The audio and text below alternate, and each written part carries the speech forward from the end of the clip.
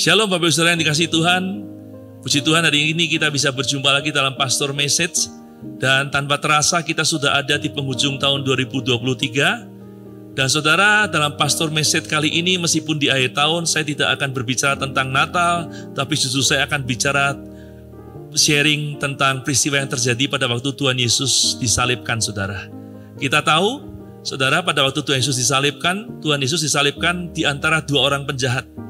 Nah, saudara, dalam Lukas pasal 23 ayat 39 dikatakan, saudara, seorang dari penjahat yang digantung itu menghujat Tuhan Yesus. Katanya, bukankah engkau adalah Kristus? Selamatkanlah dirimu dan kami. Tetapi yang seorang menegur dia, katanya, tidakkah engkau takut juga tidak kepada Allah, sedang engkau menerima hukuman yang sama? Kita memang selayaknya dihukum, sebab kita menerima balasan yang setimpal dengan perbuatan kita. Tetapi orang ini tidak berbuat sesuatu yang salah. Lalu ia berkata, Yesus, ingatlah akan aku apabila engkau datang sebagai Raja. Kata Yesus kepadanya, aku berkata kepadamu, sesungguhnya hari ini juga engkau akan ada bersama-sama dengan aku di dalam Firdaus. Saudara, kita tahu bahwa dua orang penjahat yang disalibkan bersama dengan Tuhan Yesus, saudara, mungkin sepanjang umur hidupnya dia selalu berbuat jahat. Atau katakanlah dia sudah banyak berbuat jahat, sudah berkali-kali dihukum, tetapi tidak jera, tidak berubah. Sehingga saudara, setelah sekian kali mungkin dihukum, akhirnya dia disalibkan, saudara. Dan saya percaya di hadapan Tuhan pun karena segala kejahatannya dia pasti bersalah. Dan mereka berdua bisa mengalami kebinasaan dalam kekekalan, saudara. Tapi kita lihat di detik-detik terakhir, saudara, kehidupan dua orang ini berbeda. Kedua-duanya harusnya binasa kekal, tapi seorang di antaranya berubah dari binasa kekal menjadi hidup kekal, saudara.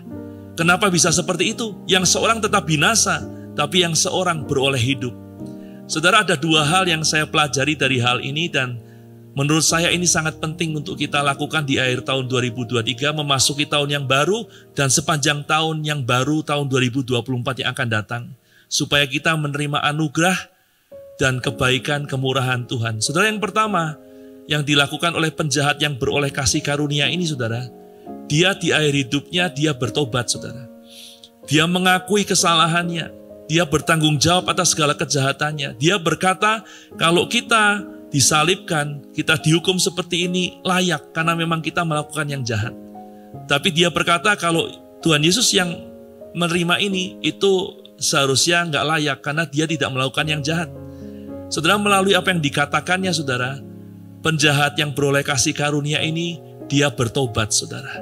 Dan itulah yang membuat semua kesalahannya, sepanjang hidupnya mungkin banyak kesalahan, tetapi karena sebuah pertobatan yang tulus, yang sungguh-sungguh, maka semua kesalahannya diampuni, bahkan dari binasa kekal jadi hidup kekal.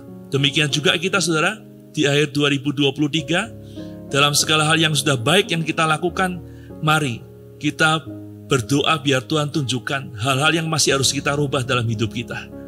Supaya kita bisa masuki tahun 2024 dengan perubahan hidup, perubahan pola pikir, perubahan cara hidup, gaya hidup. Sehingga kita pasti akan menikmati kehidupan yang lebih baik. Amin, saudara. Jangan berharap kehidupan kita jadi lebih baik kalau kita tidak mau berubah. Dan satu hal yang penting untuk kita bisa berubah adalah kita bertobat dari semua yang masih belum benar, belum baik dalam kehidupan kita. Amin. Nah, saudara, untuk kita bisa melakukan hal yang pertama, maka hal yang kedua yang harus kita lakukan adalah kita jangan melihat orang lain. Kita jangan mengkritisi, jangan mengkritik orang lain. Ya, tapi lebih banyak kita harus mengkritisi diri kita. Jangan banyak memperhatikan orang lain, jangan banyak cari kesalahan orang lain, jangan banyak mempergunjingkan kesalahan orang lain, tapi mari berdiam diri di hadapan Tuhan, berbicara kepada Tuhan, kepada Roh Kudus, supaya Tuhan menunjukkan kepada kita apa yang masih harus kita rubah dalam hidup kita, saudara. Amin. Kalau kita lebih memperhatikan orang lain, mencela orang lain, mengkritik orang lain, gak ada manfaatnya buat kita. Tapi kalau kita lebih mengkritisi diri kita sendiri, maka akan ada banyak perubahan-perubahan yang kita bisa lakukan. Sehingga itu akan membuat kita mengalami perubahan hidup.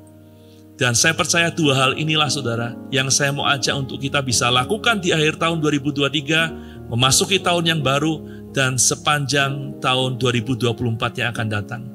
Jangan banyak memperhatikan orang lain, lebih banyak perhatikan diri kita sendiri, supaya kita lebih mengetahui apa yang masih belum benar, belum baik dalam diri kita, supaya kita bisa bertobat, berubah, dan mengalami kehidupan yang lebih baik untuk kemuliaan nama Tuhan. Dan saya percaya pada akhirnya akan membawa kebaikan bagi setiap kita. Amin. Dan saya percaya saudara, kita perlu anugerah Tuhan untuk bisa melakukannya. Karena itu, mari satukan hati sejenak dalam doa untuk kita minta kekuatan dari Tuhan supaya kita bisa melakukannya.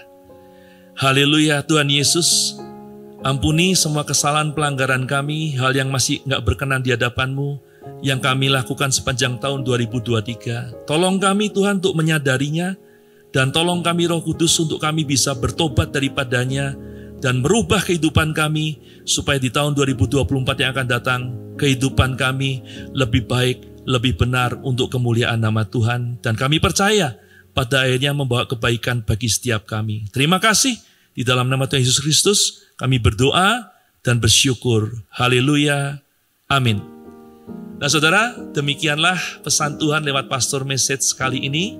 Semoga jadi berkat dan sampai jumpa di Pastor Message berikutnya. Tuhan memberkati dan shalom.